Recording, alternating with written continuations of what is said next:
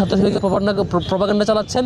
নিশ্চয়ই বিশ্ববিদ্যালয়ের শিক্ষার্থীরা আমরা যে গত 15-16 বছর ধরে দীর্ঘ লড়াইয়ে সবচাইতে বেশি ভিকটিম হয়েছে, সবচাইতে বেশি জীবন দিতে হয়েছে এবং সবচাইতে বেশি ক্রস ফায়ারের মুখোমুখি হয়েছি, সবগুলো গল্প শিক্ষার্থীরা নিশ্চয় জানবে না। আপনাদেরকে বিনীত অনুরোধ করবো এই বাজে ফ্রেমিং থেকে, মিথ্যা অপপ্রচার থেকে, ইতিহাসকে লুকানোর জায়গা থেকে একটু সরে আসবেন।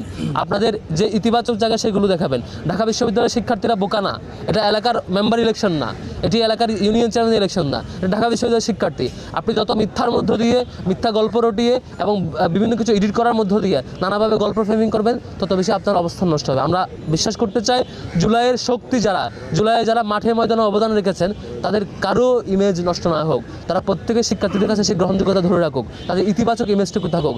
কে জয়ী হবে কে পরাজিত হবে সেটা ইলেকশন পরবর্তী বোঝা যাবে, কিন্তু তার আগ পর্যন্ত কাউকে বিশ্ববিদ্যালয়ের শিক্ষার্থী হিসেবে যেই ইমেজে দেখার কথা, যে ভাবমূর্তির মধ্য দিয়ে দেখার কথা, সেটুকু দেখুক বলে আমরা প্রত্যাশা করতে চাই। তাই সকল প্রতিযোগী ভাইদেরকে, আমাদের বন্ধু সংগঠনের ভাইদেরকে অনুরোধ করবো ছাত্র শিবিরের ব্যাপারে এবং অন্যান্য প্রতিযোগীর ব্যাপারে যে ধরনের ফ্রেমিং করা হচ্ছে, যে ধরনের আজেবাজে ভিডিও এডিট করা হচ্ছে, এগুলো থেকে দূরে থাকবার অনুরোধ করবো। সর্বশেষ গতকালকে রাতেও আমাদের 2জন প্রার্থীকে নিয়ে এআই দিয়ে বিভিন্ন ভিডিও এডিট করে প্রচার করা হয়েছে।